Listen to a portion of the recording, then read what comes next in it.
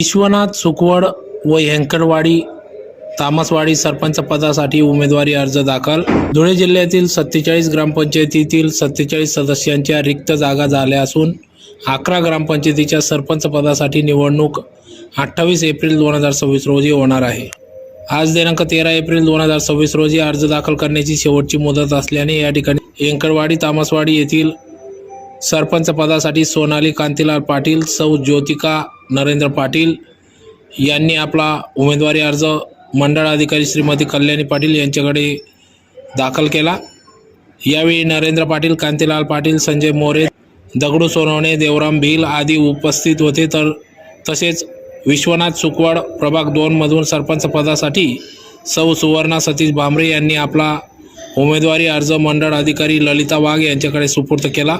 यावेळी मगनराव पाटील, ग्रामपंचायत सदस्य धीरज साळुंके, मंगलबाई सोनवणे, विमलबाई साळुंके, सतीश भामरे, विनोद सोनवणे आदी ग्रामस्थ उपस्थित होते। तर अर्ज छाननी 15 एप्रिलला तर माघारी 17 एप्रिलला होणार असून 28 एप्रिल 2026 रोजी मतमोजणी व निकाल 29 एप्रिलला निकाल घोषित होणार आहे।